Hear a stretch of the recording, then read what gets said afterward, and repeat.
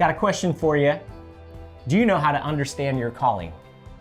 What you're called to do, what's out there for you, a purpose, your career, your vocation, or maybe it changes from season to season, right? It's not always exactly like it was. And we always should be asking ourselves, what am I called to do? Well, today on Coffee and Confessions, Pastor Christi and I, my name's Pastor Paul, by the way, we are gonna answer that question, how to understand your calling. We're gonna have a lot of fun along the way. Right. So we're gonna drink some coffee. Get your coffee ready. We're gonna bring you a good word from God's word right here. And then at the end of the show, we're gonna lead you in confessions over your life and have a good time doing it. We're gonna see you on the other side, how to understand your calling. Let's go.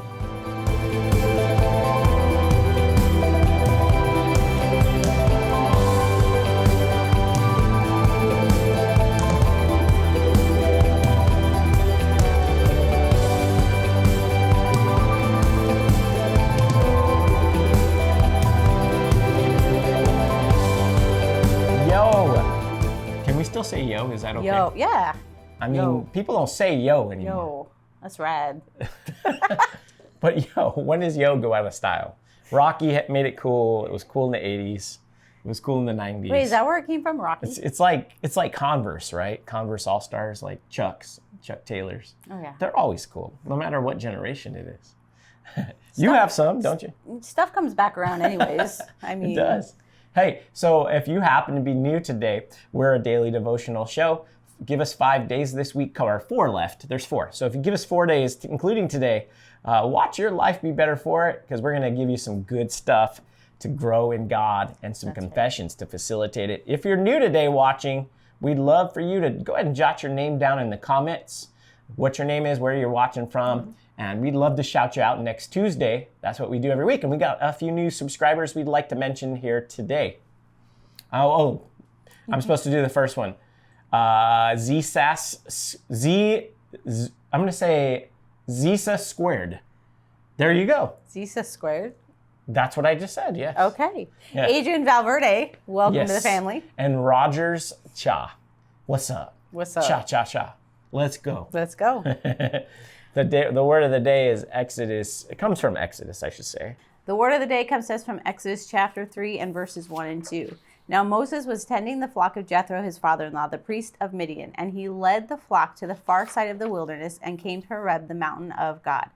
There the angel of the Lord appeared to him in the flames of fire from within a bush.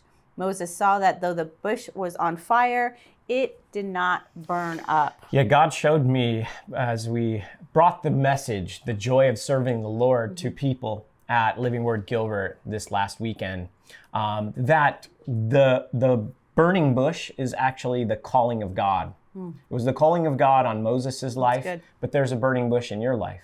And how do we understand what that is? And he looked at it and it says that Moses couldn't figure it out. He's like, let me look at this. I don't understand what's happening. There's this bush and it's talking and it's burning and it doesn't burn up though. This is really strange. But you know, your calling's kind of like that. It's hard to perceive. It's not hard to hear or to see or understand. It's hard to get any deep into your understanding because it's so simple and so profound. But usually here's why it's hard, because it's always bigger than your ability. It's always bigger than you. God calls you to something that's not in your ability. Right. Why? Because he wants you to depend on him. Moses couldn't figure out, it was all this splendor around the calling, but at the same time, he was calling him to go before a king who could have chopped his head off and to lead the people that were enslaved in Egypt to a new land. That's a big, tall order. Right. And he couldn't do it on his own. So one of the things that we've got to understand right away is that it has to be God and it can't be us. Where we find this calling and how to understand it, though, the rest of this week, we're gonna give you some of this, and I think you're gonna really like it. But we're gonna talk, number one, about how the calling is heard, not out in the fiery bush. Where the burning? What do they call it? The fiery, the burning, the burning bush. I don't know. Burning bush. Fiery bush. I don't know. The fiery furnace, burning bush. There you go. Okay, that's where I'm getting it from. It's out there in the back of the desert. Yeah. You know what I mean? Yeah. I love this because here it shows the faithfulness of Moses it says that Moses was tending the flock of Jethro, his father. He was being faithful in what the task was that was in front of him. And in that moment, God directed him. Now, he thought he was just being faithful and he was just doing his job, what he was supposed to do. But he as he led the sheep, God had an appointed time that he was going to put this in front of Moses, this call, this opportunity to fulfill his purpose. Yes. But he didn't when Moses was just being faithful. Yeah. And he thought he was just leading the sheep around there, but actually it was God leading him around the back of the bush. Said it was in the far side of the desert. He was in the back side of the desert. He was out there and quiet, in the low profile moment, doing what God put in front of him to do. Yep. There is also an idea, I feel like, that to understand your calling and to hear the call, you're gonna have to get to a place of less noise. You're gonna have to dial in to your relationship with God and to the voice of God. It's interesting that he didn't put him in the middle of a busy village or city and do this burning bush thing. He could have, but he did it where he had his full attention. Right. And he also did it in a place where Moses was just the simplicity. He was fulfilling the simplicity of being faithful. He was just doing what was in front of him, which was tending the flock.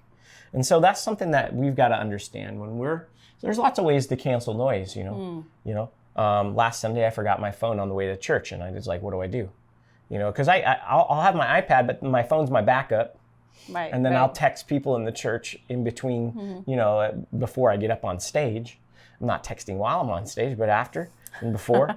And so I just really, oh my gosh, what am I going to do, right? Yeah, it was like one of those moments. Yep. You know what? It's okay sometimes to slow your roll, cancel some noise out, get alone with God.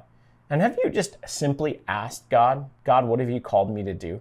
There's different times in life to do that also. You don't just have to have done that one time. Right. My dad always said, ask God, am I in the right vocation in the right location? Is that, where have you placed me and what have you placed me here to do? Right. Well, I feel like our call is less of a destination and more of a journey. Yes. You know, and maybe the journey's the destination. Exactly. You know, there's people that we're supposed to reach along the way. There's things that we're supposed to accomplish along the way that only we can accomplish in the way that we can accomplish it. Yeah. You know, there's certain people that we are called to speak into their lives in a way that no one else can. There's we need to use the gifts and abilities that God has placed inside of us in a way that no one else can do it. But if we're always just waiting for that big moment, that big thing to just drop out of the sky and say, you know, this is it, and, you know, kind of pick us up and place us, we're not going to get there. Yeah. You know, it's about God leading and directing our steps as we step out in faithfulness. And that's what we see here with Moses, as Moses was just stepping out and being faithful to where he was, where God had him at that moment. God led him and directed his steps, and that's what he does for us. He leads us as we step out in that faithfulness. He leads us to the people that we need to reach. He leads us to the things that we need to accomplish. And that's actually fulfilling our calling. It sure is. Hey, Noah, do we have the graphic for this? Yep. Okay. If we're ever done with one thing and whatever the next thing is, if you want to put it up, it doesn't throw us off. Okay. I thought maybe if we're still in the middle of that thing, you can keep it up because that actually helps because we might refer back to it. Okay. So yeah. And for me, the number one is to understand your calling is that the calling is heard in the back of the desert. It's a place of faithfulness. It's a place of silence and solitude where you can really hear God. The second thing is the calling is like a fire. Yeah. See, that burning bush was out there, and that's the thing that God used to get it. What does the burning represent? Well, it says our God is a consuming fire. He's a passionate God. You never ever think about it. It's not that when we think of emotional, we think of being out of control. Our God is passionate, but that means he has emotion that's under full control. Mm-hmm. But he is a passionate God. Right. And so your calling will stir up your passion. Actually, if you're not passionate about it, it's not your calling. Right. So it wasn't hard for Christi and I to do this show. Mm. Like there's weeks where we're more tired or where it's been a busy week or it feels like that this is how we're going to get this done this week. But as far as finding the passion to do it, or the passion to get up and go to church on Sunday and minister, or to lead the church or help people, that's what we do. That's inside of us. It's a passion, and it burns. And it's like an itch that you can't scratch. Right. It's like, and it doesn't go away. And that's the interesting part about it, is that what is burning inside of you? What's the desire? One of the ways that you can decipher and understand your calling is by asking yourself, what's the deepest desire of my heart? What makes me even upset? Right. What kind of chaps my hide? I shared at church, and maybe you can think of one or something, but mine was I'm really passionate about dads stepping up and being the man of God that God's called them to be. Right. That is a passion of mine. I love to see that. It is something I am called to do, I think. And so, how about you?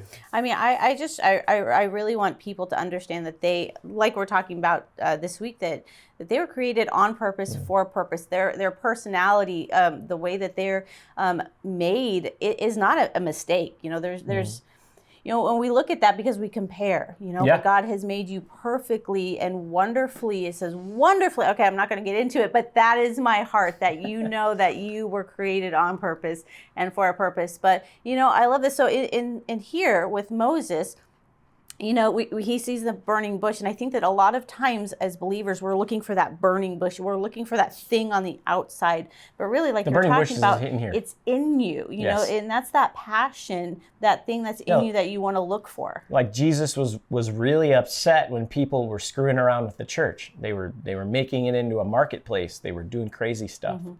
And it was interrupting the message, and he got mad. Right. And he just said he made a whip of cords, and he went into the church, and he probably did that to drive out all the livestock that was in the church courtyard. He might have aimed it at a few people, though, too, right? And drove them out, too, the wrong ones. But we see there's the passion. Yeah. And that passion burns in you like a fire. So if you want to understand your calling, you got to get alone with God, number one. The calling's not going to be understood out in the midst of everybody, out on a stage somewhere or behind a microphone or on social media. It's going to be heard in the back of the desert. Get alone with God. Number two, you've got to let the calling right now is burning in you already like a fire. Identify, take some time. One of the biggest issues people have is they don't take time to think. When's the last time you just took time? I don't want to do anything. I'm just going to sit down to think. I need some space. I just need to think. Okay, what am I called to do? What desire is deep down in my heart? Why? Delight yourself in the Lord, and He'll give you the desires of your heart, right? And so God has placed His desires in your heart. That's what that means. And so your passions are God's passions, and He's put those passions on the inside of you. Now that becomes a guide of how you should live your life. Right. And you should never live a confusing day. Exactly. Which is why it's so important for us to cancel out the noise and have calculated times where we stop all the noise, externally and internally. Because if the enemy can just surround us with so much noise and make us feel like we have to have that noise, we're never going to be able to fully hear the call of God. Let's do our confessions today. I declare I have ears to hear the voice of the Lord. I know the calling of God upon my life because I hear Him and follow Him. Let's say it. I declare I have ears to hear the voice of the Lord. I know the calling of God upon my life because I hear Him and follow Him. Awesome. I have the mind of Christ, and the Holy Spirit discernment is mine. Today I walk according to the passions He has placed inside my heart. That's good. I have the mind of Christ, and the Holy Spirit discernment is mine. Today I walk according to the passions He has placed inside my heart. It's a guide. And hey, if you happen to be new, would you go ahead and do us a favor? Put your name down in the comments where you're watching from. Man, we would love to get to know you and just be able to shout you out. Next Tuesday, we do that for our new family every week. That's right. And we love when our family is interactive. So go ahead and comment below as you're watching the show, whatever God puts on your heart. If you just want to shout out to another Coffee and Confession family member, we love that too. But be interactive, and if this show has been a blessing to you, just share it with someone. Yeah, hey, also we have our Devoted Marriage Conference coming up. Go ahead and register for free. If you do it today, it's free. It's always free, but it's free today if you do it now and you're in the East Valley area. We would love for you. You don't even have to be married. If you're aspiring to be, come on out. We always have a few singles tables. It'll be great. You'll love it. Absolutely. We'll see you tomorrow.